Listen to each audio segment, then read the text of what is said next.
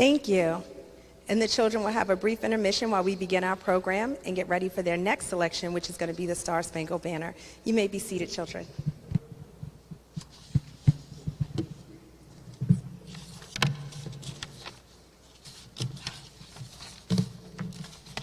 So, good evening, everyone. Can everyone hear me? Sounds like an echo. Good evening, everyone. It's an echo.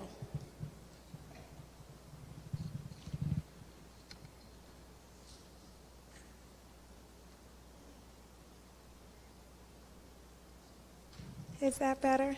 Nope.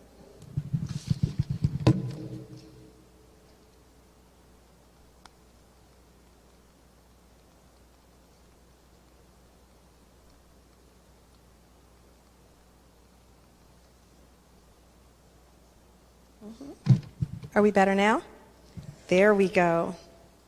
Good evening, everyone. As we prepare to begin our program and welcome all of our distinguished guests, please take a moment to silence your phone and any other electronic devices. Thank you. My name is Kristen Breeze Reed, and I'm the Chief of Staff for the City of Mount Vernon. And it is a pleasure to welcome you to the 2023 City of Mount Vernon State of the City, hosted by the Allen Memorial Church of God in Christ, led by Pastor Carlton Sproul.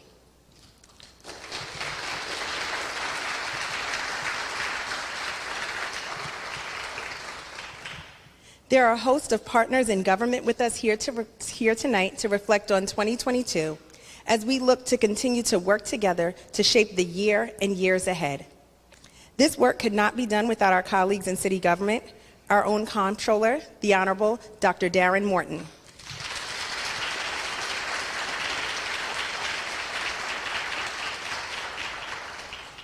Of course, we have the support of our city council. Some of the members could not be here this evening.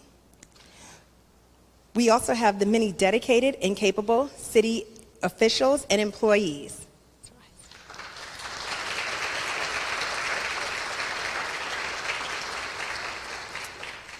And I welcome our state, county, and judicial members, members of our boards and commissions that are here to remain informed about what's happening in this community we call home.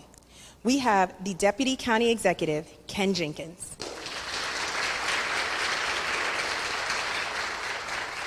And my sincerest apologies, we have, of course, an esteemed member of our City Council, the Honorable Ed Poteet.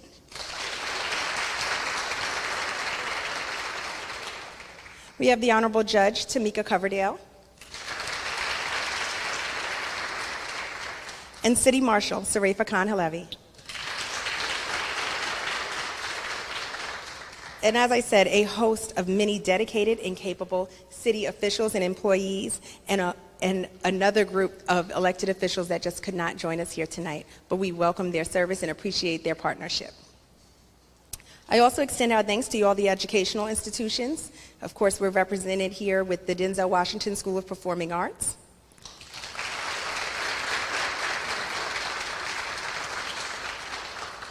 and the nonprofit and advocacy organizations and businesses that are joining us tonight.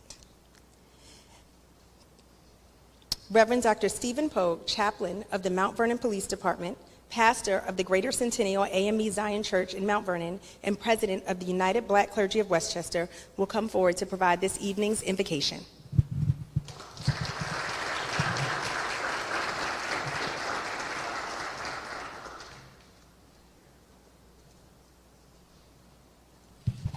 Good evening, everyone. Let us now look to the Lord in prayer. God, we're so grateful and thankful that you have blessed us with another day. Thank you for this beautiful day that you have graced us with, and we're grateful for your power and your presence. God, we need you in every aspect of our life. And this city of Mount Vernon needs you, God. We need you to fill our streets with your peace and your power. God, we need you to move from every corner, from every household. God, we need you in our school systems. We need you, dear God, in our police department, our fire departments, in every department of this city. God, we need you because we can't make it without you. So God, continue to strengthen us, continue to give us wisdom and vision to lead this community and lead the children of this community, that we might truly be the jewel of Westchester, that others will look to us as the model of how to do government and how to make citizens better each and every day. So God, we partner with you. We place our hand in your unchanging hand. And God, we ask that you would be with our mayor, continue to anoint her, continue to bless her, continue to lead her and guide her, that we all might be better together. For God, you show us many examples in your word where working together works. So God, as we continue to work together, we pray that you would get all the glory and all the honor and all the praise out of this city and out of each person under the sound of my voice. For this I pray in Jesus' name and for his sake. Amen.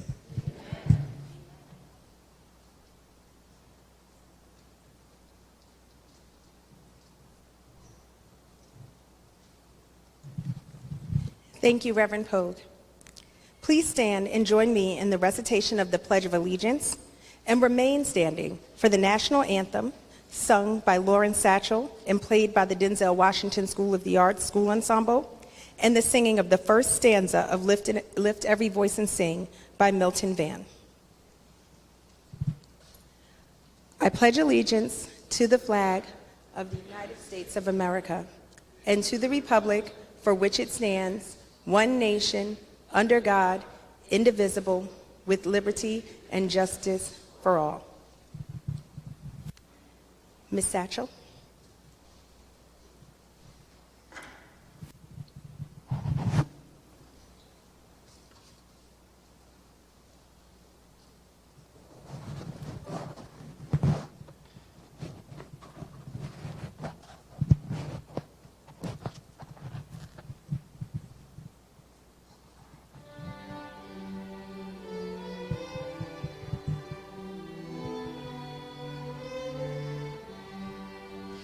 Oh, say, can you see by the dawn's early light what so proudly we hailed at the twilight's last gleaming, whose broad stripes and bright stars through the perilous fight o'er the ramparts we watched were so gallantly streaming, and the rockets' red glare, the bombs bursting in air, gave proof through the night that our flag was still there. Oh, say doth that star-spangled banner yet wave o'er the land of the free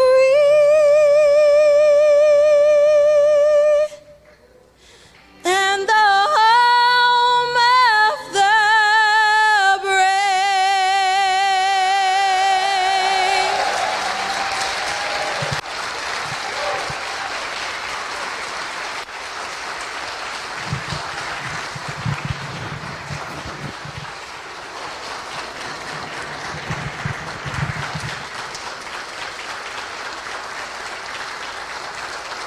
Thank you, Lauren. That was amazing. As we give the orchestra a chance to, we will have Lift Every Voice and Sing.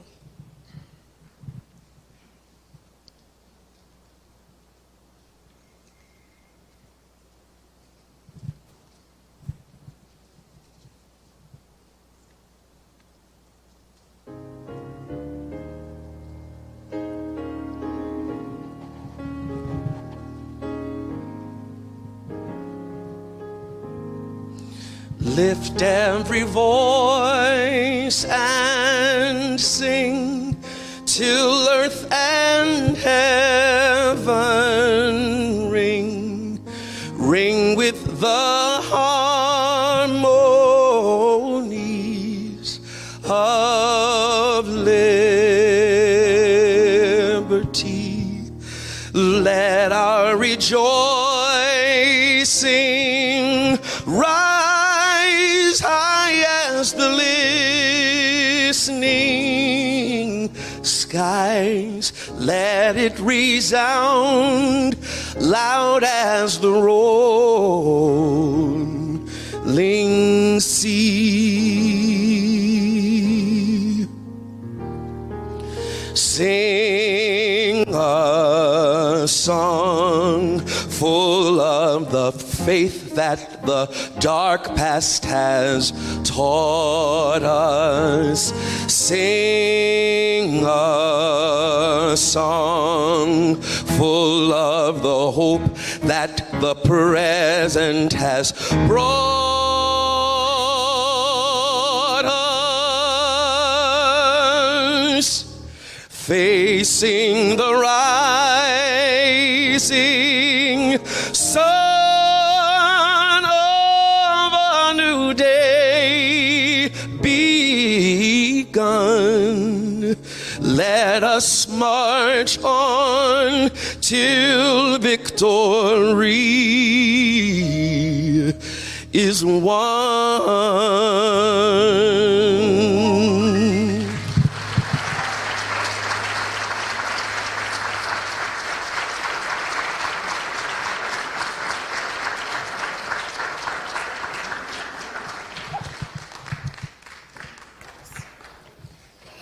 Thank you, Milton Van.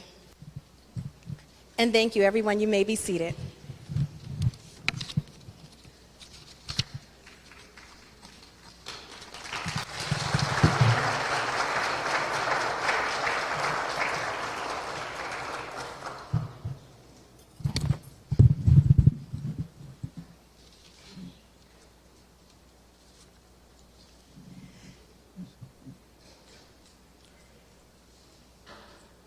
Since her election as the first elected woman mayor in the city's 200-plus year history, and the first African-American woman and woman of color mayor in the county of Westchester's history as the 28th mayor of the city of Mount Vernon, Shawn Patterson Howard has continued her decades-long record of results and partnership in public service by focusing on 4 pillars of public safety, infrastructure, economic development, and investment in the people infrastructure of the city of Mount Vernon.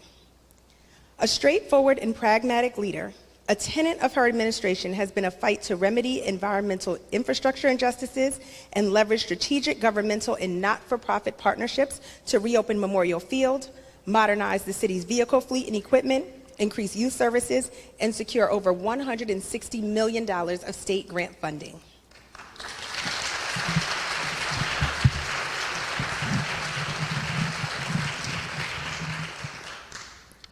It is my honor and privilege to welcome lifelong Mount Vernon resident, the city's first citizen, the Honorable Mayor Shawn Patterson Howard.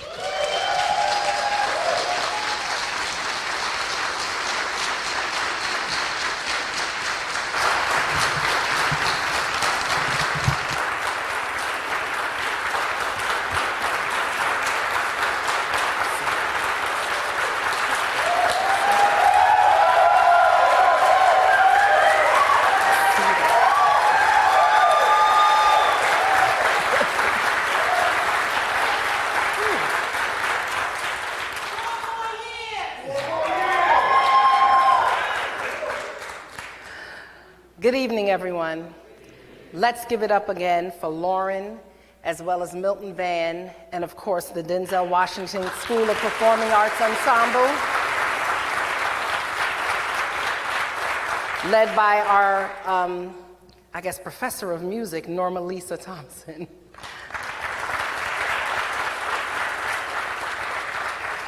So I stand here tonight, Mount Vernon, before you.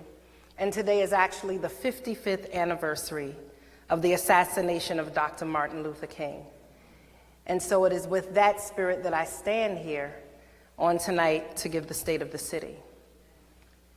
As we gather here, I'm filled with a deep sense of pride and also nervousness, right? And gratitude for all that we've accomplished over the last 3 years. It's been a time of significant improvement, progress, growth, infrastructure development, as we've worked together to overcome challenges and build a safer and more resilient community. So let's begin with some acknowledgments. Of course, because they're in Albany and Washington, I want to thank our federal as well as our state partners who are not here tonight.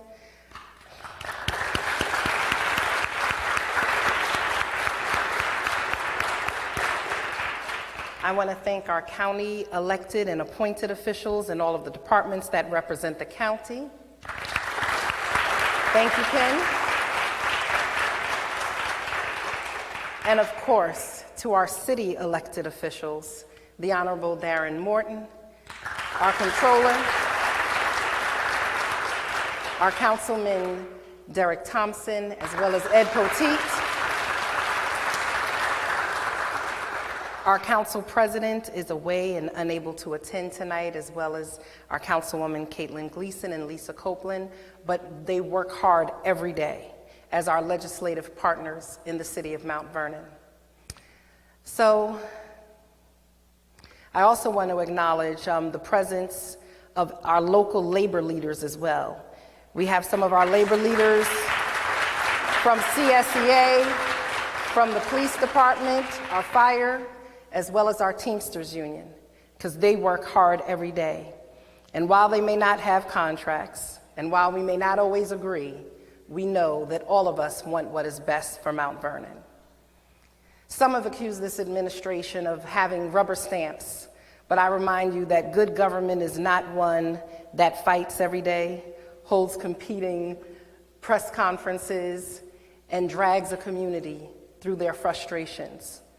Good government is about coming together in private and working to build consensus, especially in the challenging times.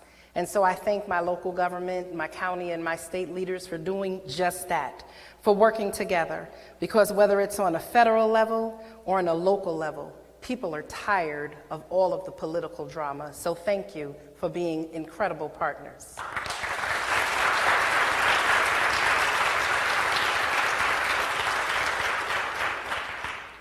Keep going, Malcolm.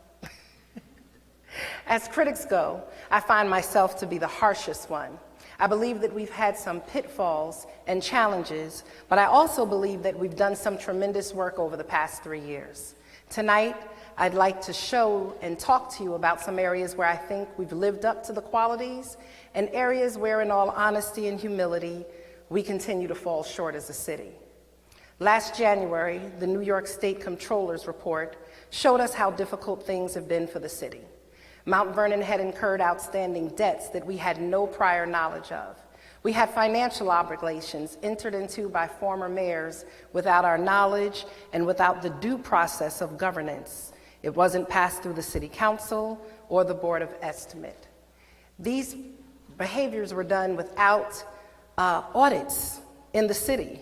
And it's very difficult to make financial decisions when you don't know the financial state of the city. So frankly, too many people have treated Mount Vernon's finances like their personal bank accounts, moving millions from one pot to another without knowledge of the elected representatives, eluding the checks and balances that are put in place to prevent this type of behavior, stealing money from departments for personal lawyers, hiring consultants without contracts, and doing business on handshake deals at the expense of city operations and finances. And frankly, a dark cloud of corruption has been looming over Mount Vernon. This is not hearsay or attacks. These are verifiable facts supported by the state and city bank records, but we are working through this. Some of these distractions have led to non-payment of bills, ignoring failing infrastructure, and the Armory, police, fire station, Dole Center, and so many of our city buildings being in a state of disrepair. It's caused us to have an inability to enter into contracts with all of our unions, and it puts the workforce of our city at risk, as many are looking to go to other places where they can receive more money. Mount Vernonites, horrible money management, and misrepresentation of our financial outlook has crippled us. It's why one of the first things I called for in 2020 was a complete audit of our finances and a budget review from the state.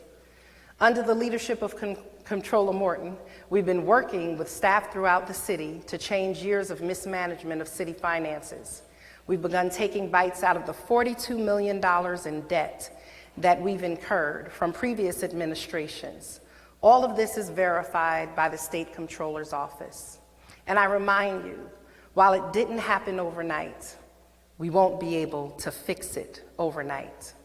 These steps are some of the first things we're doing in achieving one of the promises I made to the community in 2019 when I ran, and that was to restore the city's bond rating.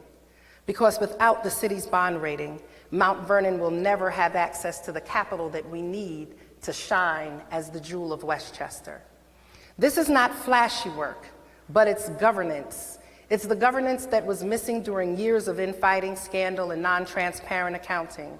It stained the city and casted a shame and a cloud over our city. But we are working with our local leaders, our business leaders, our county and our state and our federal leaders to ensure that Mount Vernon regains the credibility that we deserve, that our residents deserve, and that we need to move forward in a positive manner. Earlier this spring, our Comptroller, Darren Morton, began the long process of rebuilding transparency and public trust in our finances by releasing the official 2016 city audit. It's been 7 years since Mount Vernon released an audit, but we're doing it now. Tonight, I'm happy to report that we're closer than ever before to the goal of regaining our bond rating.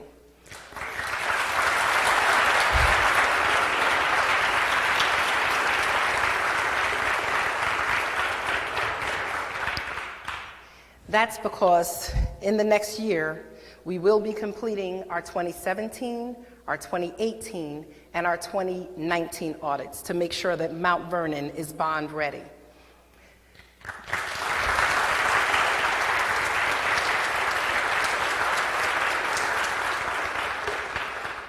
By 2024, the city of Mount Vernon should have its bond rating back, a financial milestone that as we work together to achieve, this is the work we've been doing to build today for a better tomorrow.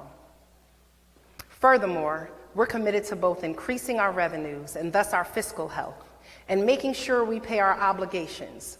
On that latter point, we all know the Board of Education, who is separate from the city of Mount Vernon, has been in the news relating to outstanding school taxes. Here are the simple facts. Based on the real estate property tax law, the city is responsible for making the school district whole. The former comptroller failed to accurately account for taxes collected and failed to collect the taxes from property owners throughout the city. As a result, the city owes the school district around $11 million for taxes assessed between 2017 and 2019.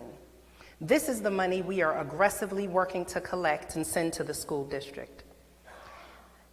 At the crux of the challenge is that we have to go after taxpayers who have not paid their taxes, and some of them who maybe not have had the money to pay in the first place.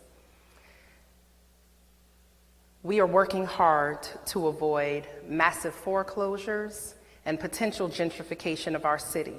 And so we're working through this deliberately, professionally, and with the advice of trusted partners. We need to get the money from property owners. And we need to make sure that in the midst of doing this, we're all remembering that they are our neighbors, our relatives, our friends, our church members, and our co-workers. More concerning is that many of them are senior citizens who have fallen victim to the financial and economic crisis that we're not only facing locally, but nationally. That's why I'm announcing the establishment of a Financial Empowerment Center.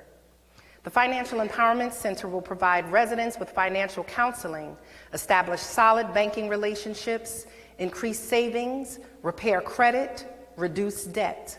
The combination of these services will help prepare our residents as they are looking to refinance their homes, purchase their first homes, get business loans, try to pay for their children to go to college, ensure that they can get the vocational training that they need to advance their lifestyles. In conversation with Senator Bailey, the One House budget, he is proposing and has added $11.7 million to be included in the state's budget to help the school district continue to function. I stand here tonight with our school district partners and the State Assembly and senators to make sure we provide funding as well as the complementary city services to help ensure a brighter future for the next generation.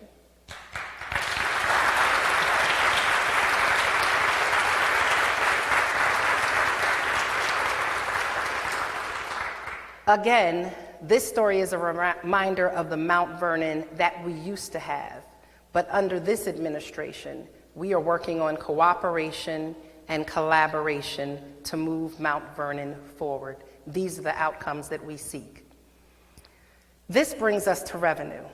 I'm proud to announce that under our administration, sales tax revenues in Mount Vernon have steadily increased every year during the pandemic.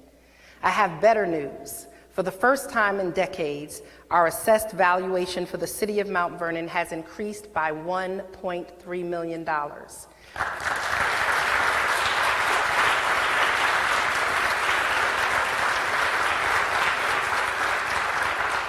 We're also seeing an increase in our property tax revenues, our transfer tax revenues, and those all have incremental increases. This is a true sign of growth for our community. Last year, we budgeted $25.5 million for sales tax revenue. Based on our end-of-the-year unaudited report, we actually brought in $28.5 million in sales tax revenue. This is a $3 million surplus.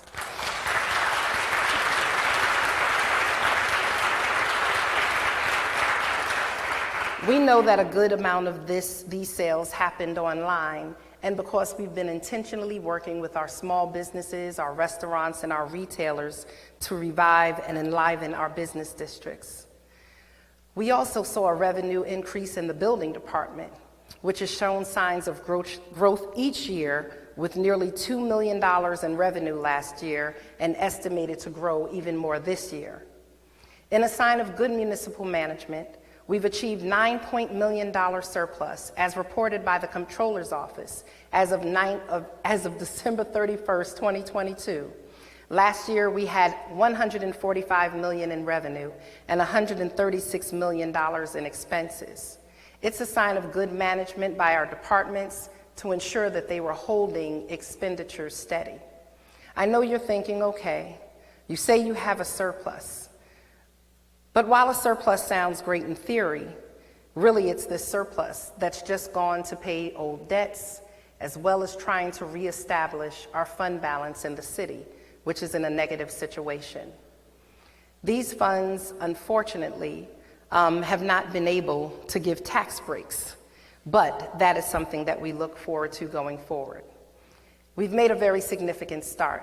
I say that with some pride, but we also must be realistic about where we are in the city.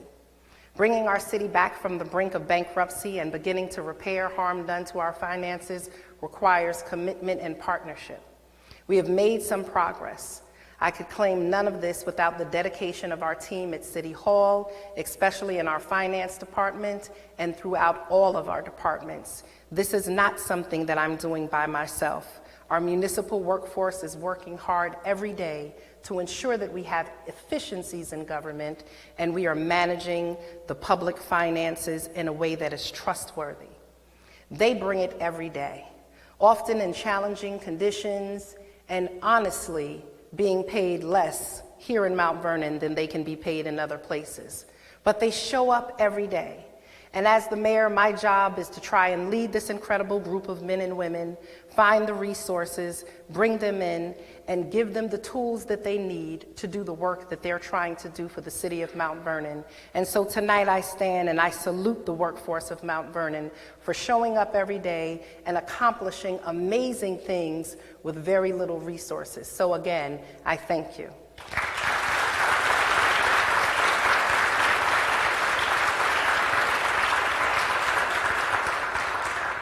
Since taking office, we have worked countless hours to implement systems.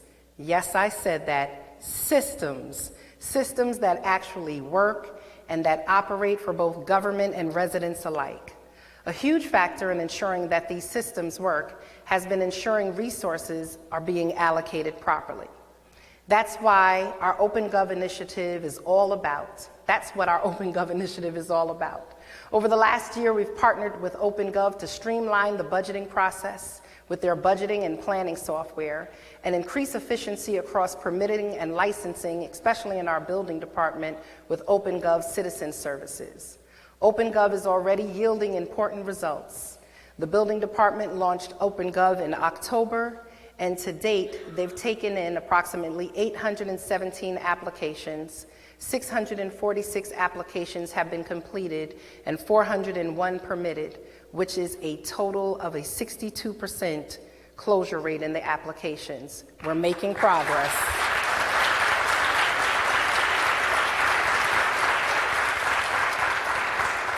We know that this makes a difference to our homeowners and businesses, just as we knew we had to improve our services. We're committed to moving Mount Vernon forward in terms of technology and service to our residents. Additionally, we've moved towards a new system by Granicus called Legistar. This work was started by the previous council and continued under the leadership of Council President Thompson and Brown. It helps to streamline the legislative referral process and establishes clear workflows that inform the work that we do every day. We want to make sure that the administration and the legislation is being vetted, approved, and signed by all parties in government. It also provides transparency to the community by allowing access to public documents utilized by the City Council and departments. Modernization is important for our future, and we're getting feedback that OpenGov, Legistar, and our city's new website is providing the transparency that our community deserves.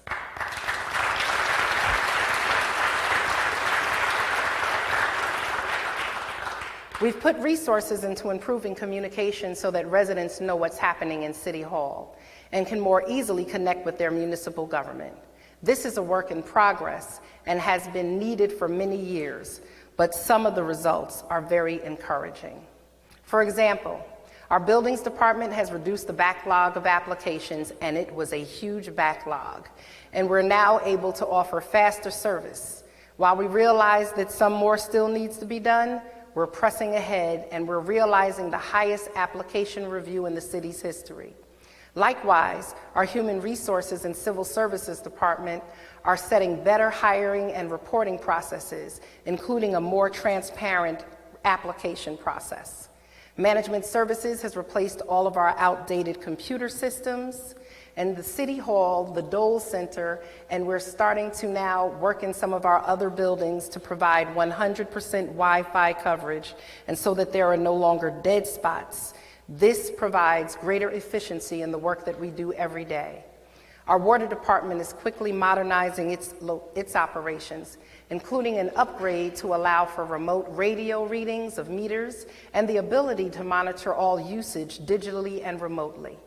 Our Public Works Department updated its entire fleet after a year that saw us suspend garbage collection due to failing trucks. They also launched a recycle bin campaign and provided 2,000 free bins to homeowners. I'm happy to announce that we are nearing the final stage of digitizing every single building department file. That means no more paper.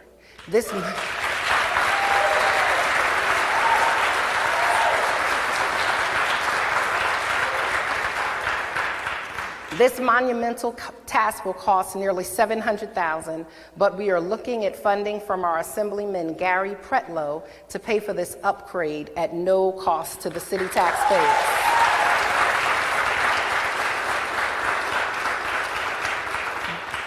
These are the investments that over time make Mount Vernon a modern city.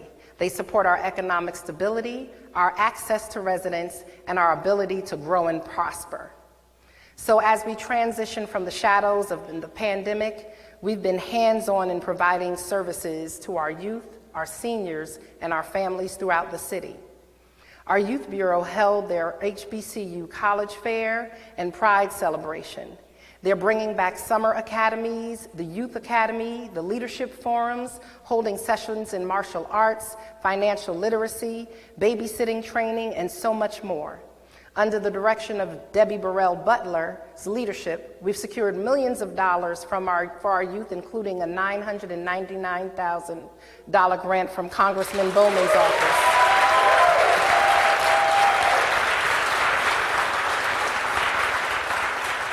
Over 426 youth have received hands-on work experience, earning between $900 and $1,800 during the school year or in the summer. Through the Parent Cafe, 439 parents have received financial aid application assistance. You know that FAFSA form that you need to go to college? It's a beast, but they're getting help. Parents have also received parenting support and education, because parenting is not something that is easy to do, especially in these times. Our Youth Bureau is present in 8 of our city schools, providing after-school services for over 435 youth. Additionally, 1,122 youth have been served through city programs that work on conflict resolution, financial literacy, career and college exploration, mentoring, anger management, emotional intelligence, mediation and soft skills, and providing the job training that they need today to build a better tomorrow.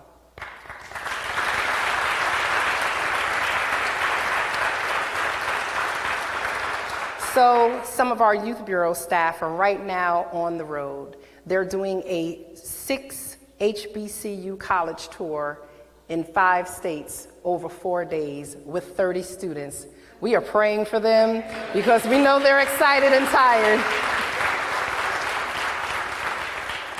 We've created programming around our youth to help direct over 155 youth towards our gun violence reduction employment and training program operated by the Youth Bureau in partnership with West Hab and the Guidance Center. This initiative is funded through a special project from our Governor Hochul. In total, the Youth Bureau works with nearly 2,500 children, young adults, and parents to provide a wide range of services and support. In fact, take a look at the impact of our work we've had on some of our youth. My first name is Selwyn, my last name is Paul. Lexi, she had mentioned it to me. We was on the way to a basketball game, and she was like, you know, there's a grant, and they offer to pay for like barbering programs, or if you want to, anything you want to do. Cause I didn't heard you could do real estate, all type of stuff. But I was already cutting hair at the time, and I was just like, oh, that's dope. So I hopped right on it. I just was asking her, okay, what is it that I have to do? And what made it even better was when I went there and I was having a conversation with Miss Lauren and Mr. Woodbury over there. They was asking me if I played basketball. So Mr. Woodbury, he was actually trying to get me to go to school to hoop. But I was just leaning towards the barbering because I was already cutting hair at the time. And just the way they was able to just get me in here so smoothly, it just was dope. And I'm very appreciative. It definitely means a lot because I live here all my life. I didn't even know nothing about it. So for me to be able to highlight the Youth Bureau and be able to talk about it, other people be able to see youngins that's coming up that don't know what's going on or who they are, something that I have to give to them. Definitely take the time out to get to know yourself. The street life is not what it is. Just do something with yourself. Everyone wants to be somebody. Make it happen. The resources there, but at the end of the day, I still had to put the work in. Once I get my license, you know what I'm saying, that'll be good for people to see, and they'll be able to trust me more. I'll definitely have a lot more work that I'll be able to put up and stuff like that, people be able to see. I just look forward to being able to just change lives because a haircut is more than just a haircut. You get about the chair, you feel like a brand new person. Just be a good person and all the negative stuff, leave that to the side. Like all positive stuff. If anyone is motivated or inspired to become a barber, come right over to Westchester Barber Academy. It's like a family here, family environment. Just to be able to get into something that you're passionate about. You know what I'm saying? If you have a dream, go after it. For sure, put that work in. I've been locked in for 60 days. I'm doing a 75-day challenge with my cousin. But yeah, man, lock in. Lock in on your goals and your aspirations and get it done, for sure.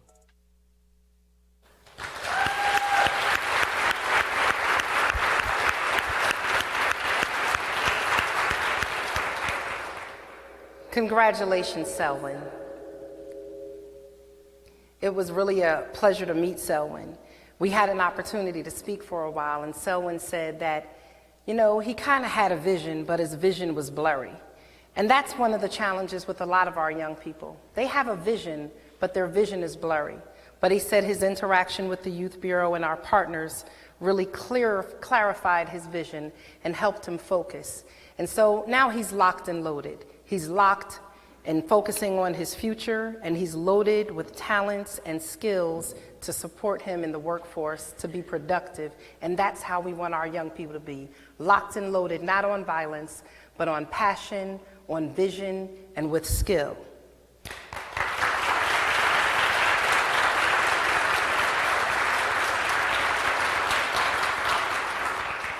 So through our work with the state of New York and the Project RISE program, organizations in Mount Vernon will be receiving $2 million to provide additional youth services. Again, this funding is coming from the New York State Division of Criminal Justice Services.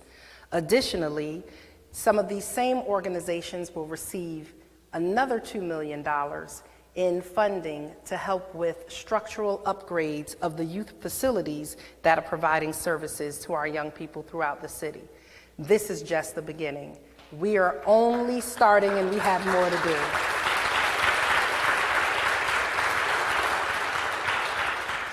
So through our recreation department, we're providing a long list of programs such as baseball, double dutch, ice skating, basketball clinics, track and field, soccer, boxing, flag football, Rose Simon program, summer camps, after-school programming.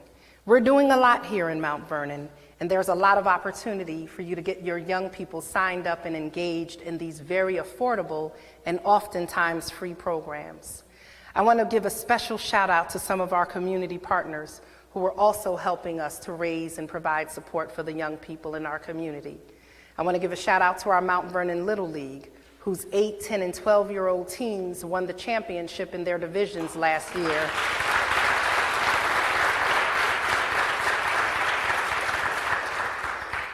Their season starts this year on April 15th with Jackie Robinson Day. And in an effort to expand their reach and their services, they're adding a 13-year-old team. So check out our Mount Vernon Little League. And the Mount Vernon Junior Knights, they operate 6 teams of competitive basketball for grades 5 through 8. And this season, our 6th and 7th grade boys won 3 championships, and our young girls, our 6th graders, in their first season as a team, also won a championship. Mount Vernon is filled with champions.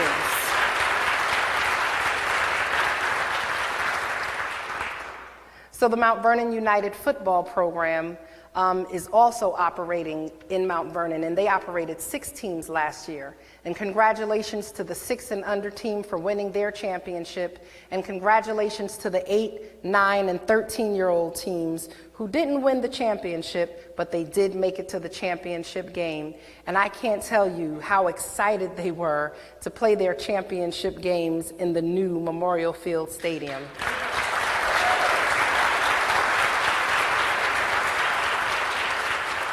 I think they thought that they were at like Giant Stadium or something. They were incredibly excited. I want to also thank you, Mount Vernon. Thank you so much for supporting the Mount Vernon cheer team that made it to the finals in Florida for the national cheerleading competition. Because Mount Vernonites came together, they were able to raise almost $40,000 to send our young girls to Florida and give them an opportunity to have this experience.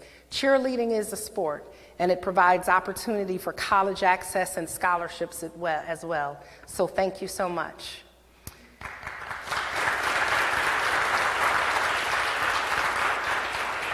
Our Fresh Market Grab and Go program served an amazing 4,923 households, including 8,260 children and roughly 23,000 adults, bringing 291,000 pounds of food to those who need it in our city. Our Veterans Bureau is gradually increasing our city's connection to those who served across many eras, especially those who were involved in the Iraq and the Afghanistan fights. And so we're providing everything from workforce development to computer literacy, connection to medical services, as well as helping so many who are suffering from PTSD transition back into society. The Dole Center, which has always been a true hub of activity in Mount Vernon, is finally open again, fully to the public. One of our many public events are festivals that we have there, and we've been able to serve thousands in just the last few months. We're really seeing the diversity in the city, and we're celebrating it. Over 500 meals are delivered every day here in the city of Mount Vernon to our seniors and to those who are homebound. This is the largest home feeding program in the county of Westchester.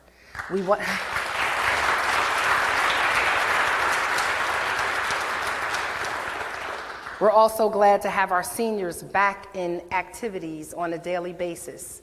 They're going on trips to Broadway. They're enjoying classes, exercise, bingo. They're doing quilts. They're doing line dancing and the electric slide. They're just doing so much, and they want to do so much more. And we're looking to partner with others in the community to allow us to expand our senior services in light of the fact that the Armory has been closed, and we will be getting back to you with updates on that.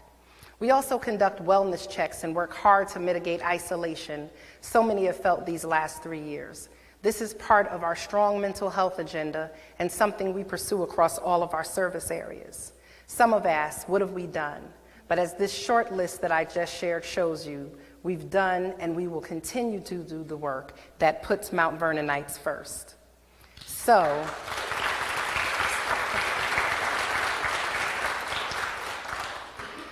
I want to pivot to an issue that is close and near and dear to my heart, and that is the challenge of public safety in the city of Mount Vernon. It's an issue that we all feel in the very depths of our soul. We continue to lose our young people to violence. I can't look away from this. This is the truth, and we have to deal with it head on. In the last year, Mount Vernon residents, we've seen 3 of our teens die here in the city: Kayla, Sergey, and Zaire. Think of these people, 14, 15, and 19 years old. Think of their families, their friends, their classmates, their neighbors, and think about the future that they will never realize because of senseless violence happening in our community. This is not just happening on the south side, but downtown and on the north side. It's a citywide issue. I'm asking if we can please take a moment of silence to remember them.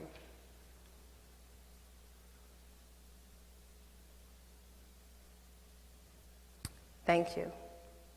My friends, we need a citywide, holistic approach to crime and public safety, one that involves all segments of society. We can't ignore what is happening, and we cannot finger point as we risk our very future as a city of promise if we do. We must respond, and respond is exactly what I intend to do. So tonight, I am announcing the creation of the Office of Neighborhood Safety and Engagement. This new office will be initially funded through the Urban Renewal Agency, utilizing $200,000 to get it started. The goal of this office will be to bring together all of the community-based aspects of public safety, to connect the networks of disconnects and leverage the wealth of resources in our community that are often operating in silos. It is my belief that working together with unified intensity and purpose, that we will be a far more cohesive and responsive community when we do this work together. We have to address the scourge of violence and crime that is crippling our city. We've started to meet weekly with the school district, some of our not-for-profit organizations, state, county, and city departments. Our clergy is also coming to the table. In the coming weeks, we will be reaching out to our neighborhood associations and all of the citizens in Mount Vernon to join us. We have to put the public back in public safety, and that is what we're going to do.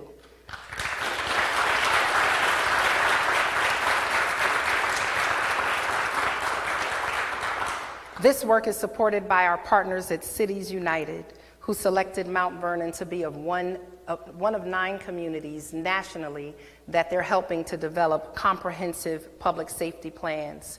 This initiative will be led by my office, but will be done in full partnership with all of the sectors in Mount Vernon, with our residents helping to lead the way. The Office of Neighborhood Safety and Engagement will also be responsible for creating programs and activities that promote community engagement, including youth mentorship programs, neighborhood watch programs, community events, and just helping our community to organize. They'll help to build trust and foster strong relationships between the city, the school system, law enforcement, neighbors, residents, and most importantly, our youth, ultimately creating a safer and more vibrant community. I strongly believe that this creation of the Office of Neighborhood Safety and Engagement will be a critical step in addressing the root causes of crime and violence in our city. Just like COVID was a public health crisis, and we mobilized all of our resources in a very clear way, we have to do the same for violence, which is a public health crisis. We have to find sustainable and real solutions. We can't just react and respond. We can't just have one-off solutions, and we can't do things that look good for the moment, but we have to make real change in our community. So Mount Vernon,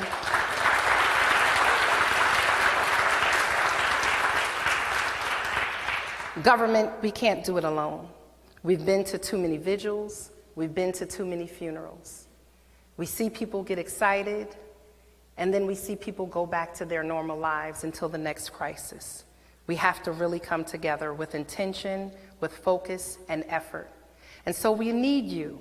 We need the community of Mount Vernon to realize that the goal of making Mount Vernon a place of public safety and progress is all of our jobs. That's why we're committed, again, to putting the public back into public safety, and most importantly, putting the neighbor back into the hood.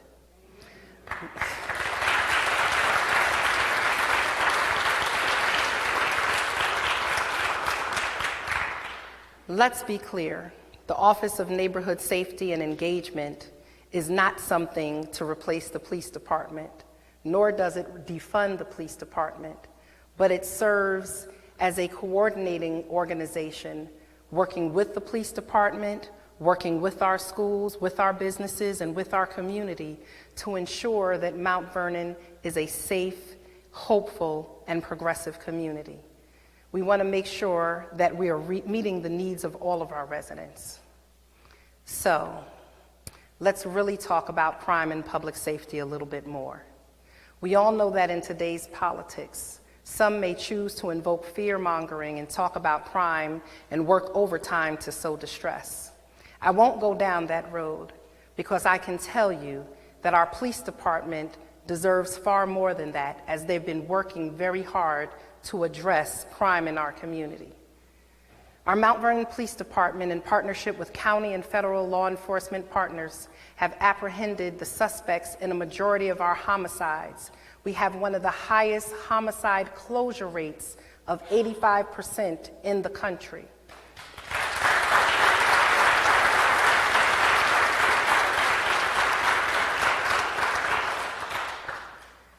Thank you so much to our Mount Vernon detectives and our partners. We work well with our partners in ensuring that we're taking a record number of guns off the street. And while we're doing all of those things, it's still not enough, because the crime and violence is still real in all of our lives. I want to lift up the voice of one of our officers, and so we're going to hear from Officer Hutchins, about his role of being a police officer here in the city of Mount Vernon.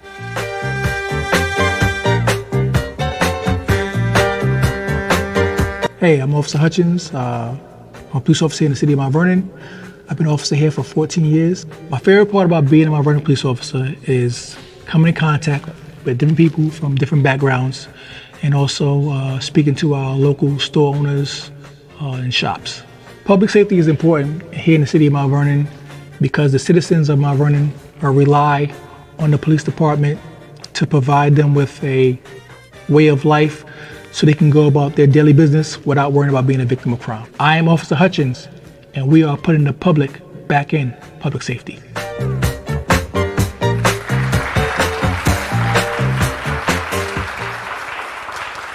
Thank you so much, Officer Hutchins. And our officers are getting the results that should be more widely amplified. We've seen how resources have been squandered before with limited success. The reality is that here in Mount Vernon, we've had to do more with less, and we're doing it. So what have we done in the past 3 years? Let's check the numbers. Violent crime in Mount Vernon hit a 20-year low last year, while property crimes, specifically larcenies, have increased, aligning with regional and national trends. But let me emphasize that there has been a 25.6% decrease in overall crime since 2012, and specifically violent crime is down 37% over the same time period. I know it's not something that we feel, but it is the truth of the numbers. Our police department had a 100% clearance rate on homicides in 2022. Our officers took 128 deadly firearms off the street last year, made more gun arrests, and seized $2.3 million in cocaine. We've increased our collaborations with the FBI, the ATF, the DEA, the state police, Westchester County Police, and the Westchester County District Attorney's Office, and our neighboring cities, because criminals don't respect borders. Cooperation and collaboration are absolutely vital, and that is what we are working on. We're also working every day to better equip our police department. Using American Rescue Plan funds and navigating through the supply chain challenges, we finally see a new fleet of 20 hybrid police cars that have come into our community. This is the first new purchase of cars since 2012.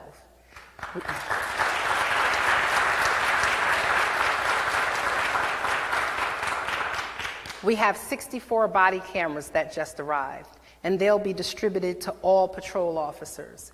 This ensures greater safety of not only our police officers, but the community as well. Our officers are being trained at this time in non-lethal use of force and de-escalation, and our patrol officers will also be fully equipped with tasers that are synced to their body cameras and will be synced to the dash cameras when the dash cameras arrive.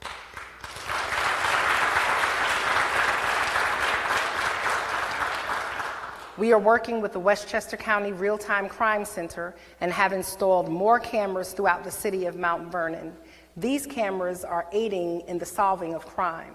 We'll also be using ARPA money to install greater surveillance throughout the city of Mount Vernon. We've increased participation in our youth academy with our young people, and we've ramped up training like domestic violence and mental health interventions. Again, this is the work that we've done under this administration, and this is how we build a better tomorrow today.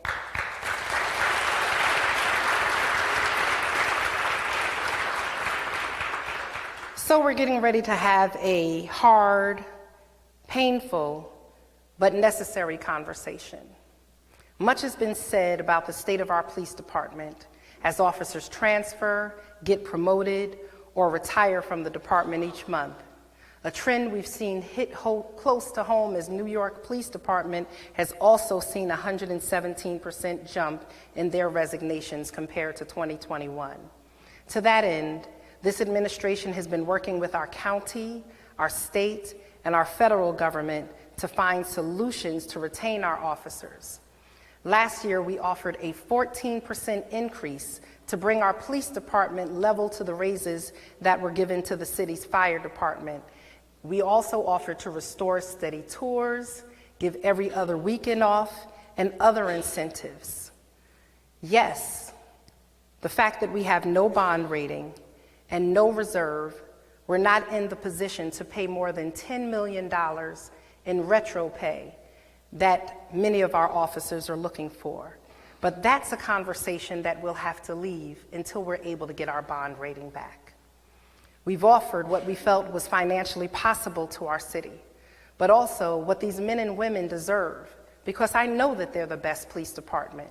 It's no secret that other agencies come here to recruit our officers because they're well trained and they have great experience. And it's not just recently, but for many years, because we've been the lowest paid police department in the region, Mount Vernon has become the cop shop for other municipalities.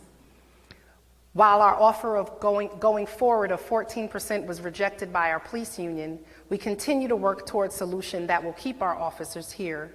We continue to talk to our state, our county, and our federal representatives to get the funding that not only our police department deserves, but our Teamsters, our CSEA, our fire department, and all of the city employees in Mount Vernon.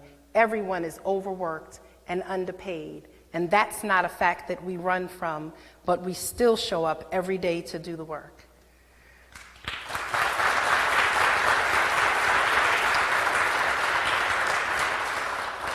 Mount Vernon, none of our unions have had a contract since 2017. It's no straightforward solution, and it will take much more than 100 days to make this happen. It requires the good faith of leaders to ensure that we do what is right for all of Mount Vernon. We're trying to do right for all of Mount Vernon. Transitioning, I stood before you over a year ago to announce the launch of the Wellness Division. And to date, we've been able to respond to over 400 referrals, and we've followed up, received from 911, and we have worked with over, hold on, let me say that again. We've followed up on 400 referrals received from 911 as we offer 1,000 wellness follow-ups to over 700 residents in crisis. Let's hear from Lieutenant Mann about the work of the Wellness Division.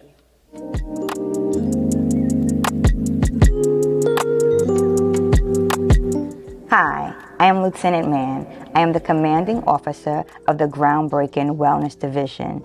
We are a little over a year old, and we operate out of the Wellness Precinct, which is an off-site location located at 203 Gramerton Avenue. What we do here is we offer police behavioral collaboration to offer individuals in the city of Mount Vernon human resources. The focus communities that the Wellness Division serves consist of 8 different vulnerable populations: our youth, our aging and elderly, homelessness, substance abuse, veterans, re-entry, mental health, and domestic violence. Here, clients and loved ones can come in and get an absorbent amount of information and resources that we have distributed and laid out throughout the entire Wellness Precinct. They can also meet with our team, our officers, our criminal analysts, and our case care coordinator from choice. Some of the partners that we work with here in Mount Vernon would be all of the partners that help to give resources out to our individuals that are in crisis, as well as the Mount Vernon City School District. We blend our current police practices with more restorative justice and helping the citizens of Mount Vernon and the residents of Mount Vernon get the resources that they need for behavioral health and mental health.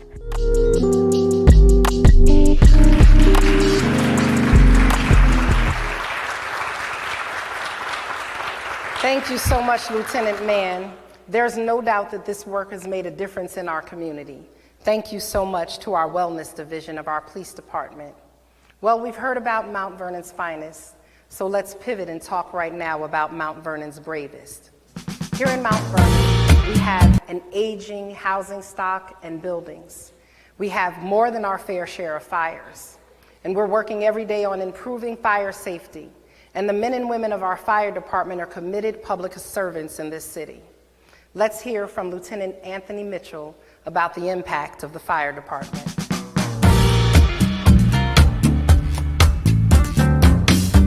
My name is Lieutenant Anthony Mitchell, Mount Vernon Fire Department.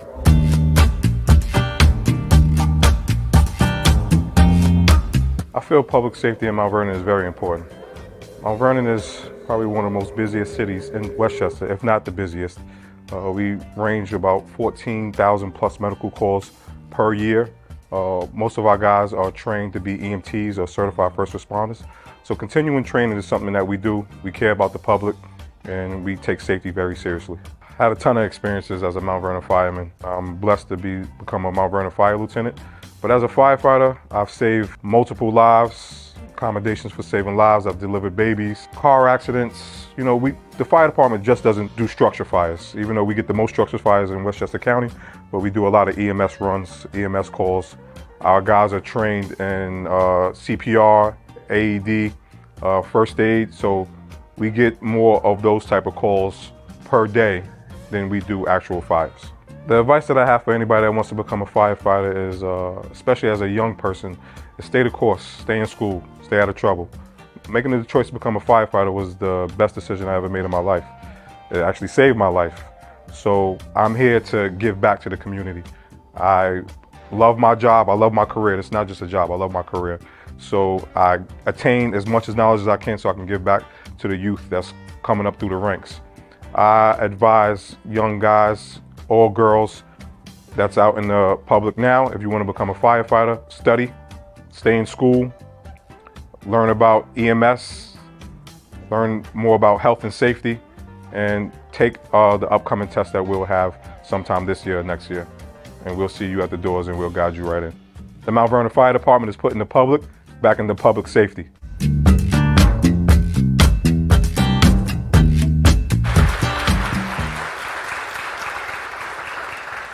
So Mount Vernon, when you call, they respond. It was a busy year, and our firefighters and our civilian personnel always answered the call. So using ARPA funds and HUD funding, we're also making investments in the fire department. We've added a new ladder truck. We've brought several jaws of life for those extractions from car accidents. We've purchased command vehicles and protective equipment like turnout gear and self-contained breathing apparatuses. The fire department is working closely with our police department on a new arson investigation partnership with the ATF. In partnership with the building department and DPW, we're creating a new team of inspectors and code enforcement officers that are cross-trained to ensure that safety of all structures and compliance is observed across the city. Finally, the fire department is working to increase public outreach and fire safety education, as well as to improve training for our firefighters. We continue to explore a new fire blanket program, as well as give away smoke detectors to our community. A new Citizens Fire Academy is taking shape and will be offered in the coming months, similar to the Citizens Police Academy. We've added additional fire inspectors to increase our ability to do annual multifamily housing inspections, business, church, and industrial inspections. We want to ensure that all of our buildings and our people are safe. And in the past month, we've hired 6 firefighters who are currently in the Fire Academy. We've also hired a new director of emergency management, Michael Montez. Let's hear from him.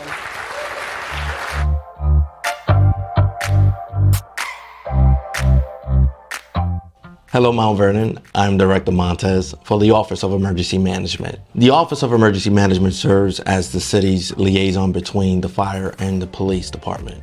We serve as not only liaisons for our first responders, but we also serve as liaisons for our constituents in Mount Vernon. When there's a fire, when there's a police activity, situation that requires an extensive role play in those scenarios, the Office of Emergency Management steps up to the plate and provides those resources for our constituents. Part of those discussions, we have increased a lot of our programs. We are beginning a lot of our programs with our community emergency response team, and along with our municipal employee safety liaison program that will better suit our employees for a better safe city hall and our other municipal buildings around the city of Mount Vernon. Public safety is a very vital role in our city government. We in OEM, we provide a lot of liaisonships between our fire and our police, and we also provide a liaisonship with our citizens and our local businesses throughout the city. When there's a crisis, whether it's natural or man-made disasters, the Office of Emergency Management is here to provide the necessary resources that we need to provide to our constituents and to our municipal employees. This is why public safety is very important, and this is the reason why that we need to work all together as a team, one city, one group.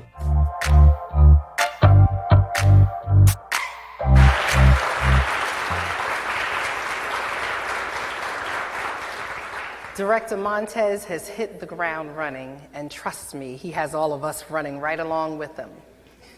So tonight is full of announcements, and I'm really excited that before the end of this year, Mount Vernon will have its own ambulance service.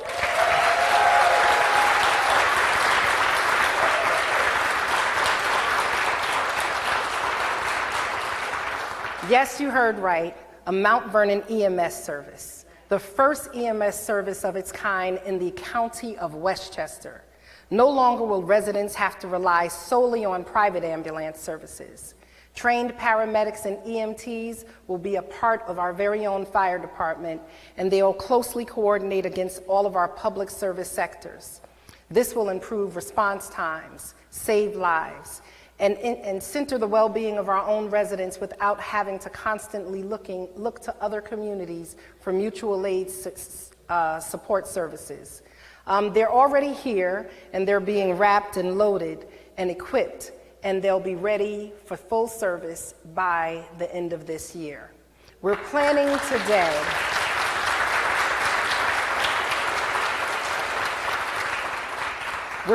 today for tomorrow's unknown. Now, this EMS service will be rolled out into 2 phases. Our first 2 ambulances will serve as mobile medical response unit without transport capabilities, but they will provide basic life-saving services to stop the clock until one of our other transport units are available. Phase 2 will see the addition of 2 more ambulances, full advanced life-saving services, as well as basic life-saving services with transport capabilities. The paramedics will be on the truck, and they'll be able to provide pre-hospital care as well as transport services. The fire department's EMS will provide wellness checks at all 11 senior citizen buildings in our community in our new initiative called a Safe and Healthy Citizens Initiative.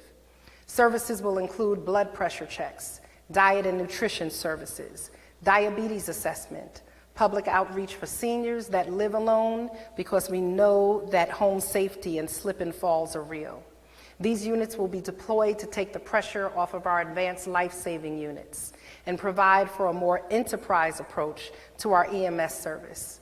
And they'll also be working with the Mount Vernon Neighborhood Health Center to provide a more cohesive and comprehensive approach to public health here in Mount Vernon. So, as mayor, I continue to have conversations with our state and our federal officials, as well as Montefiore Hospital.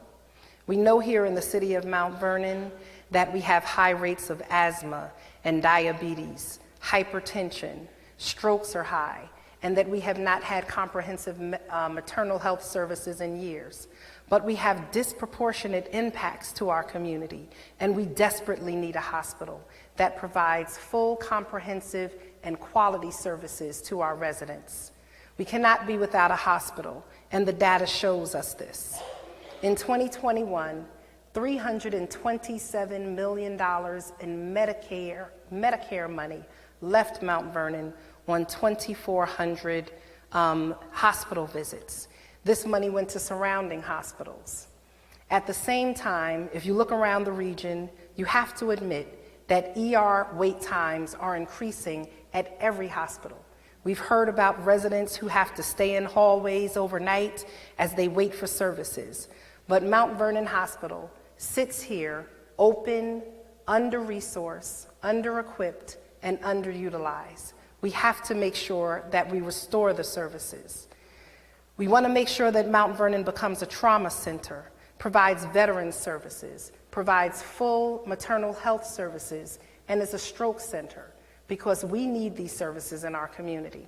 And so I want you to know that I remain fully committed as I continue to talk to our state and our national representatives, because we have to ensure that our seniors, our youth, our families, and our workforce have a hospital. We depend on it.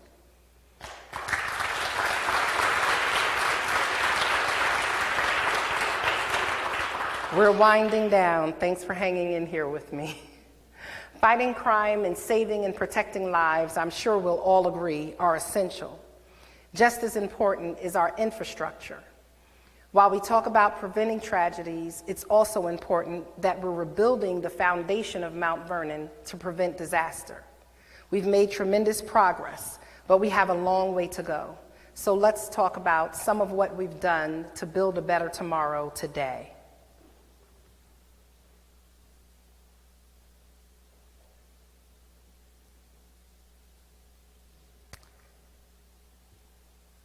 We're going to skip it. Keep going. So we're beginning with the $163 million 10-year rebuilding of our wastewater management system, thanks to a historic partnership with the state of New York and Westchester County.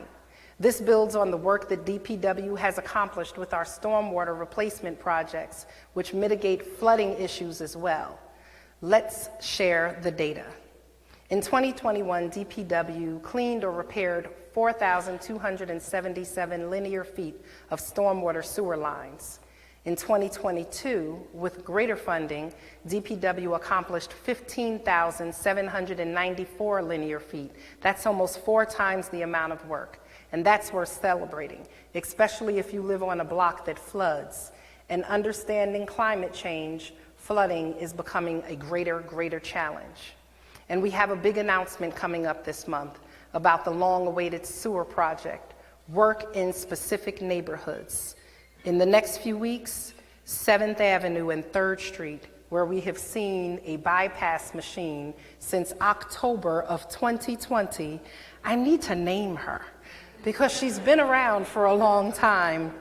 We'll see the work done. If you go down 7th Avenue and 3rd Street, you'll see there's about 2 blocks that are cordoned off because digging is going to begin to repair and to replace the borehole that has failed and prevents almost 1,500 families from being able to flush their toilets without that machine in the middle of the street.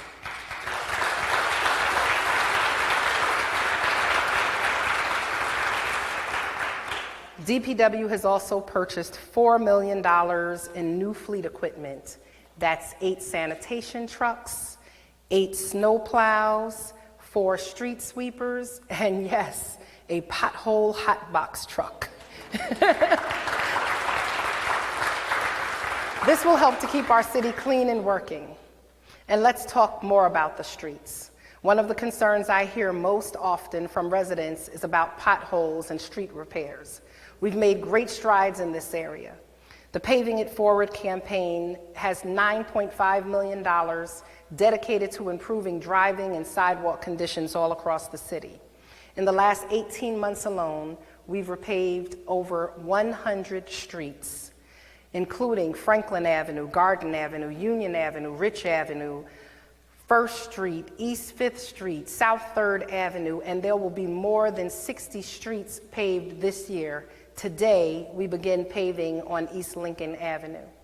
We're also working and we've replaced 100 ADA compliant handicap ramps and we're doing sidewalk repairs. And our DPW has also added 150 new garbage receptacles to keep our city clean, and we're doing deeper work in our commercial districts. And again, as I said, we've given out 2,000 recycle bins. I want to take a brief moment to acknowledge Jimmy Scamato, who we lost this year, who led our pothole committee and our team on the streets. If we could give him a moment of silence. You know, I miss seeing him out there on the street with his cigars. No one like him, but his team in his honor continues the hard work that he did. And so to date, we filled 7,800 potholes, and as of today, we're paving East Lincoln, like I said earlier, in the phase 3 of our paving campaign. Mount Vernon is also known as the City of Trees, and since May of 2022, we planted 50 trees, and this year, starting next week, we're gonna plant another 60 cherry trees. Additionally, we've trimmed approximately 190 trees, cut down 82 disease trees with the help of our tree surgeon, Vinny, and his crew, and we've grinded 145 stumps.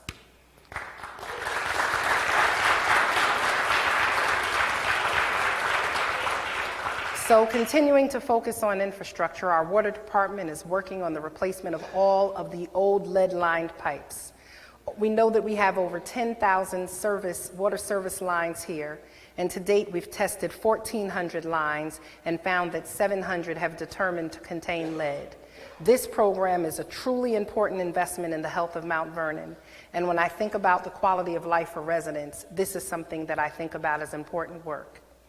And let's talk about reducing the evidence of blight. We're demolishing those nasty zombie homes that have sat around Mount Vernon for far too long.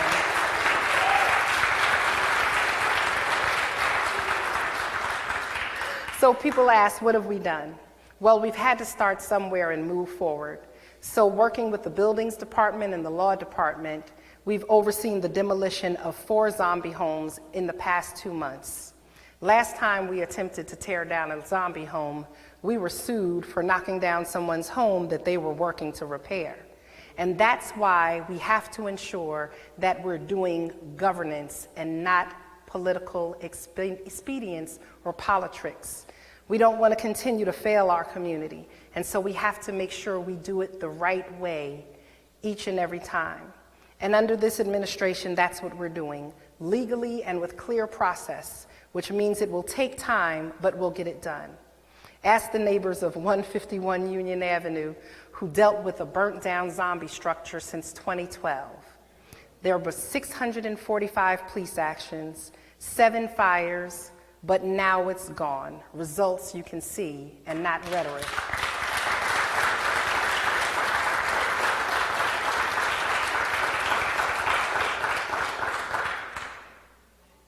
Hi, Mount Vernon. We are here today with Mr. Walton as we tear down 151 Union Avenue, which has been a blighted zombie structure for 12 years. It's experienced 7 fires and had 645 police calls or directed patrols because of squatters, because of dumping, because of nuisance behavior.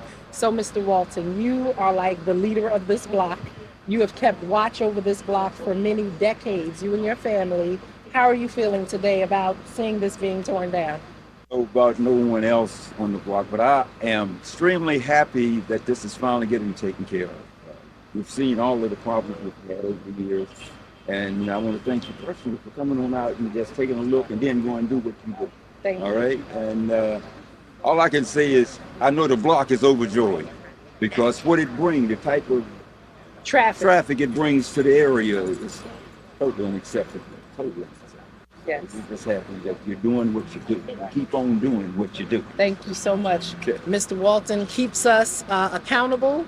He calls us not just for the zombie structure, but for other issues in the neighborhood. Absolutely. And it is strong and good residents who don't just complain, but who work with us to resolve issues in the neighborhood. And we really appreciate you, not just you, but your family. And I know when your wife comes back home today, she's going to be excited. Absolutely. Absolutely. Thank you so much. Thank you, Ms. Walton, for coming out tonight.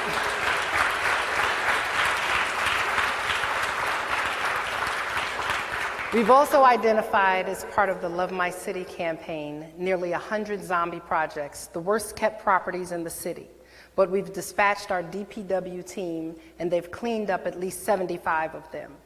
Working with the building department and our zombie coordinator and the law department, we've seen another 40 buildings come into compliance and be brought back online. We have another 10 homes that are slated for demolition, and the rest of the zombie homes, we're working with the building department and the law department to find the best path forward. This is another example of the work we're doing. We know that quality of life is a partnership. We can't forfeit our responsibility as neighbors and as businesses to work cooperatively to improve the quality of life. It's why I challenge the community to become involved in solutions through volunteerism and efforts to revitalize their neighborhood, such as forming neighborhood watches and organizing community cleanups. We, as the government, will be there to work with you. The solution of quality of life doesn't fall solely on government, but through the collective actions of community and government working together, it can be improved. In another example of legacy challenges, earlier this year, we made the decision to close the 3rd Street and the Fulton Avenue overpasses. As mayor, I can't continuously or consciously sit by and ignore the dangers as they continue to emerge despite our collective frustrations. What we can't continue to do here in Mount Vernon is triage what needs a transplant. I had to act, and act I did. All of the involved city and county agencies worked with the Westchester County and the state DOT, and we're looking for permanent solutions to what has been a long-standing problem. Solutions are still being explored on how to fix these abandoned rail tunnels that have existed under our streets for over 80 years, but we'll be doing more and talking about that in the coming months. I won't end on bad news. We've reopened the 3rd Avenue Bridge, 6th and 10th Avenue bridges, and we've done all of that in the past 2 years. And we're now in the final stages of rebuilding the Fulton and the South Street bridges with a $37 million investment from the MTA that has been allocated to fix these bridges.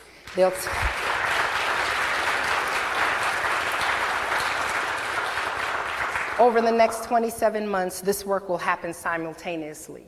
And once completed, we will, for the first time since the early 2000s, have all of our bridges overseeing the rail line completed and open again.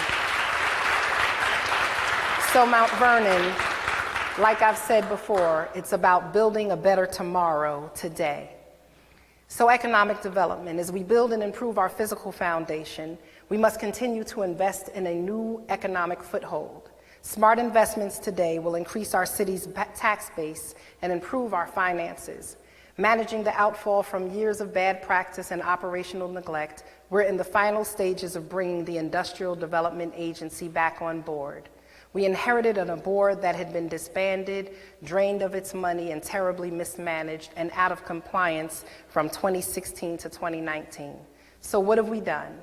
We've recaptured $3 million in delinquent tax payments. We've adopted a new uniformed tax exemption code, a UTEP, that limits the amount and length of pilots. We want to make sure that developers are paying their fair share as we residents have to do the same. Simply gone are the days of 30-year pilots. We want to make sure that we take a moment and pivot towards our business and community. We want to highlight Tossed and Pressed, a shining example of how we've attracted new and positive businesses to Mount Vernon. Hello, my name is Jahi, and we're here at 5 East Prospect visiting Toast and Press, one of the gyms in Mount Vernon. I'm here with Bree, the owner of the shop. What makes me the proudest about owning Toast and Press is that I get to help make the community healthy by serving salads and food that is actually really great for the community. I get to serve the people of Mount Vernon. I'm here at Toast and Press. Man, I feel like it's one of the hidden gems on the north side of Mount Vernon. There's not too many places that you can get this menu style. So I definitely appreciate these people here, their service and everything that they do. The thing about owning my own business that makes me the proudest is I get to wake up every day and I get to make a salad for a customer, for all the customers, and it's vegetables, it's healthy, and I think that that's one of the things that makes me proudest to own Toast and Press is being able to serve a healthy option. So my favorite part about owning a shop in Mount Vernon would definitely be the customers. Mount Vernon has the most interesting mix of customers, and they are super supportive, and I just couldn't think of anywhere else to be. You know, I work in Mount Vernon, and I can appreciate Thank you. your business. Thank you so much. Continue to come here. Thank you so much. Spend all my money here as long as I can. It's well worth it. Thank you so much for manifesting with us. Thank you. Food here is amazing. Make sure you check them out in downtown Mount Vernon. And if you're looking for some sweet treats, check out Ashley's Sweet Treats on West Sanford Boulevard. Let's look elsewhere. In 2022, McKissick & McKissick, the oldest minority-owned women professional design construction firm in the United States, made Mount Vernon their regional office home. They're looking to introduce green job initiatives and training opportunities that will enhance the professionalism of those seeking new and enhanced employment opportunities in planning, design, and in the construction industry. They chose Mount Vernon because they see the progress we're making and they believe in our vision. We want to attract a wide range of businesses, and we'll be launching our Mount Vernon First program, which will provide financial incentives to attract business types that don't currently exist here in Mount Vernon. We're working closely with our business associations in each of the main commercial corridors and working on further upskilling many of our mom and pop retailers, providing them with marketing skills and technical capabilities so that they can expand to an e-commerce platform. We're promoting Mount Vernon businesses from our new brewery to our wine bar, to the salad store, to the Fairy Juice bar. There are a lot of Mount Vernon businesses and we want you to support them.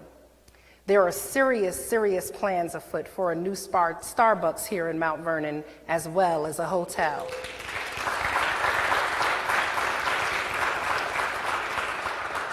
We're onboarding our cannabis business operators, and we're looking to expand that industry. Mount Vernon should and can become a destination if we stay focused. These aren't pipe dreams, I promise you. They are serious and real conversations that we're having to ensure that we're bringing services and a fuller tax base to the city of Mount Vernon. The other side of economic development is opportunity and economic justice. On opportunity, we're working to increase access to jobs for Mount Vernon residents and continuing the successful pilot that we did of last year, the Mount Vernon Works program. We've seen dozens of residents be employed through this initiative. In addition, our Level Up, or our Mayors for Guaranteed Income pilot, has been selected. We've already selected the 200 individuals who will receive $500 a month for the next 12 months, and their payments will be going out starting April 17th. The path to a dignity economy starts right here in Mount Vernon. So as we discuss our platform and our vision for the future, in December, I was honored to formally announce the start of the planning process, which is called Envision Mount Vernon, Rebuilding and Reimagining Our Future Together. And over the last couple of months, residents have been outspoken on what they want to see in Mount Vernon. Your ideas for economic development, public spaces, transportation, city services, our shopping districts, zoning, and so much more have been a valuable conversation to this planning effort. And we're working with the Metropolitan Urban Design Workshop, a widely respected minority and women-owned business and planning firm from New York City, to accomplish this. These community conversations are critical, and they're just the first step. In the next few months, especially in April and June, we'll be having more community conversations. And Mount Vernon, we need you to come out and attend. It is your voices that will help inform and plan the future of Mount Vernon. We want to make sure that our community is vibrant. There'll be opportunities also for digital engagement and feedback. Please follow the process and get involved by visiting envisionmountvernon.com. There's also a link on the city's website. Let's be clear, we definitely need a comprehensive plan and a vision for our future. A lot of complaints that we hear from residents is because we did a lot of spot things and we plan to fail for the future. So the change you want to see is the change that you have to get involved with. So attend these meetings. The input from residents is central to our process. And eventually I believe that the adoption of this comprehensive plan is really going to be what helps to move Mount Vernon forward. It will establish our goals and priorities, and indeed our vision for the next generation. Again, we're building a better tomorrow today by strategizing and planning. So Envision Mount Vernon is a big part of our strategic planning process, but there's another crucial element, and that's the Charter Revision Commission. So I want to announce that in the next few months, we will be fully convening our Charter Revision Commission. The applications are expected to come out in May, and we'll select individuals by July. The mayor has 7 choices, the council has 7 choices, and there'll be one person who is chosen by the commission at large. And this is the first major charter revision that we will see in Mount Vernon since 1972. We have to make sure we do this work. So I can't finish my speech without talking about our crown jewel of Mount Vernon, which is our symbol of resilience and commitment, and that is Memorial Stadium. So let's take a look for just a second at how far we've come. September, we finally opened the beautiful new Memorial Field, a gateway project for Mount Vernon and for Westchester County, a symbol of a great comeback story for our city.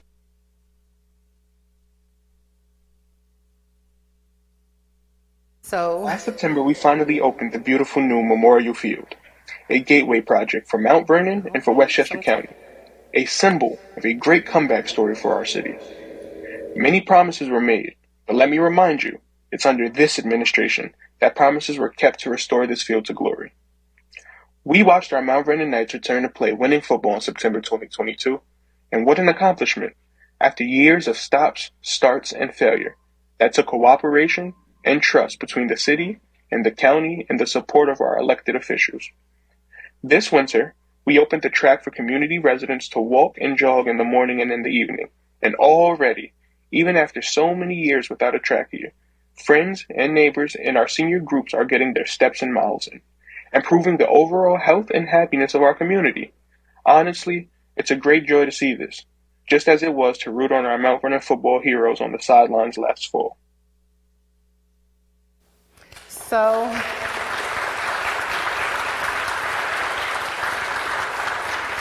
So Mount Vernon, I don't know about you, but I've become a rugby fan. And we have the New York Ironworkers, which is part of our National Rugby League, that has a home right here in Mount Vernon at Memorial Stadium. The first major revenue generating contract for this truly they're 3-1 at home so far. Now I'm here to report to you that now, as of 2023, Memorial Stadium is under full management by the city of Mount Vernon.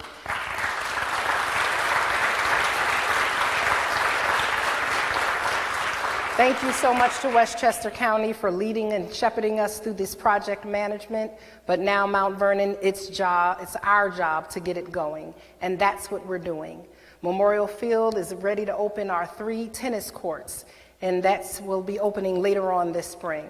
Instructional track and field will be back at Memorial Field, and so we hope to see some more future greats like Ry Benjamin. Guess what? We have some more announcements to make about Memorial Stadium. I'm happy to announce that the Fine Wine Series will be making Mount Vernon their home. The Fine Wine Series is the personification of everything millennials are and aspire to be: successful, sophisticated, stylish, and sumptuous. This is a premier event where style, music, and wine combine for a true experience. We welcome them to Mount Vernon, and they'll be coming to Memorial Stadium in August.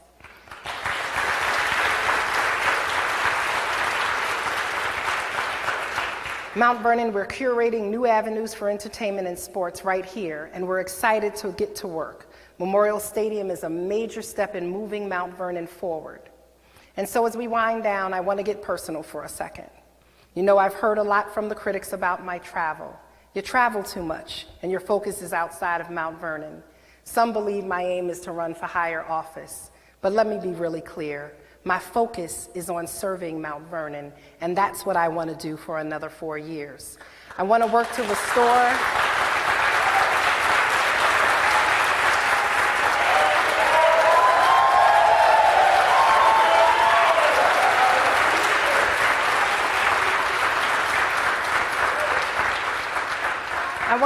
restore our reputation and our finances and the pride. I want to make sure that Mount Vernon, that our younger generations experience the Mount Vernon that I grew up in, one that prepared me to lead not only on a local level, but on the national stage. I'm dedicated to this city, and anybody who sits in this seat of mayor has to have the ability to fight for Mount Vernon, not just for money, but for credibility and for relationships. We have to make sure that our voice is heard. We have to make sure that our name and our voice is heard and that we're represented. And so from the White House to the largest companies, national organizations, and philanthropies around the country, this is what I'm doing. I'm working tirelessly to expand the reach of this city, to bring in historic investments, rebrand our name from one of shame to one that gets invited to rooms where funding opportunities for sewers,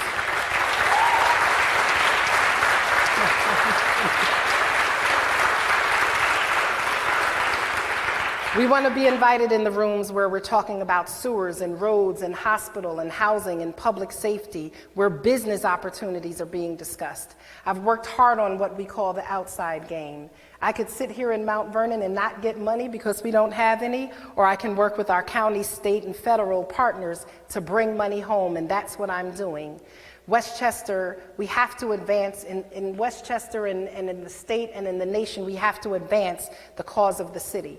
And so I do that unapologetically. I don't travel to meetings and conferences and conventions for free coffee or good hotel Wi-Fi. And it's definitely not about the photo ops. It's to help Mount Vernon in several crucial ways. First, we want to make sure that we're on the cutting edge of information on policy, technical assistance, rapidly changing funding and policy priorities in areas like the environment and infrastructure. I'm speaking with cabinet members and secretaries and with national not-for-profit leaders. I'm working and talking and having conversations with Starbucks and Microsoft and traveling to those headquarters so that we can talk about what the future of work and the future of investment looks like in Mount Vernon. We want to make sure that we're bringing new ideas and policies and technologies to our community. Secondly, I firmly believe that we need a seat at the table. Mount Vernon's not a small city, but it is small cities and mid-sized cities like Mount Vernon that represent over 80% of the nation. But unfortunately, because we're under-resourced, we oftentimes don't have an opportunity to fight for some of the big federal funds. And so that's what I've been doing. I've been sitting at the White House and sitting at national tables and asking them to please make sure that technical assistance monies and opportunities and resources are available so that Mount Vernon and communities like ours can fully compete for the trillions of dollars in legacy money that is being given out on a federal level. There are so many things that are happening, and we have to make sure that we're sitting at the tables with people who can help us comb through the thousands and thousands and thousands of pages of opportunities so we could see what are the right choices of Mount Vernon.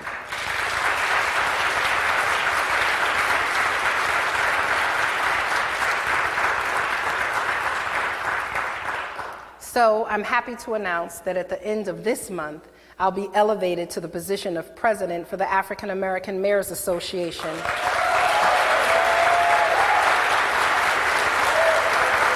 Thank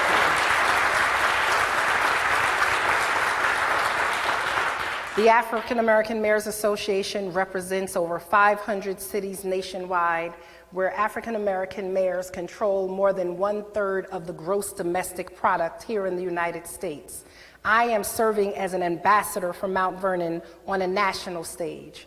So as I wrap up, and I promise you this is the end, so what's next for the next 4 years? What does it look like? Well, here's my pledge to you. We'll continue to complete the comprehensive plan and make Mount Vernon a destination once again with proper planning and development. We'll continue to repave roads in Mount Vernon, building on the $9.5 million investment we started in 2021, and we're going to fill more potholes. We'll continue to tear down nasty zombie homes and return them to the tax rolls. We'll continue our $163 million 10-year effort of sewer upgrades and fix our crumbling infrastructure. We'll continue to invest in our neighborhoods through the Office of Neighborhood Safety and Engagement because we want to be safe and feel safe. We'll invest in our city-owned buildings to bring our armory, our fire department, police station, Dole Center, and many of our municipal buildings up to standard. We'll invest in the youth by building a state-of-the-art youth activity center on the south side of Mount Vernon. And because Mayor Davis, you're here, we're also working to reopen the Stevens House so that it can be a cultural center for our Mount Vernon residents.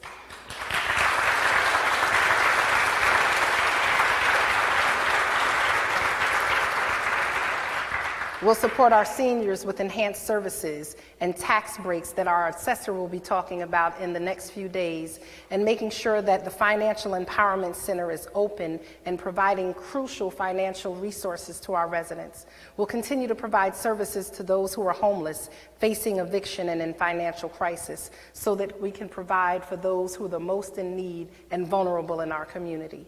We'll continue to expand housing and economic development opportunities in our downtown areas and revitalize corridors like 3rd Street, 1st Street, Sanford Boulevard, Mount Vernon Avenue, and the Fleetwood corridors in partnership with grants and private funding. We'll continue funding code enforcement to prevent blight and maintain housing standards. We'll keep rebuilding our fund balance and deliver budgets and surpluses that have surpluses to save for those rainy days.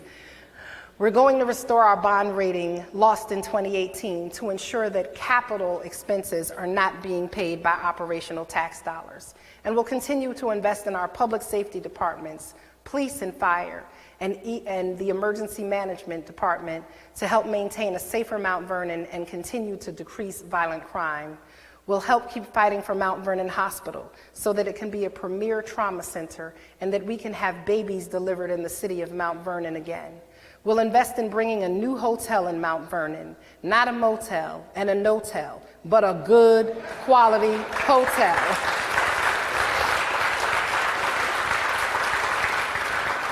We want to make sure that we're supporting and providing opportunities for our growing arts and sports entertainment corridor, especially Memorial Field. We want to create a comprehensive public safety plan that provides everyone a seat at the table and that ensures that we have a comprehensive roadmap to a safer community.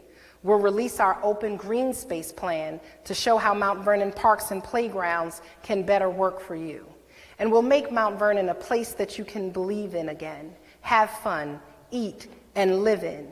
We'll continue to make sure that the reputation of Mount Vernon continues to improve and that your government continues to function with the highest standards of accountability, integrity, and transparency.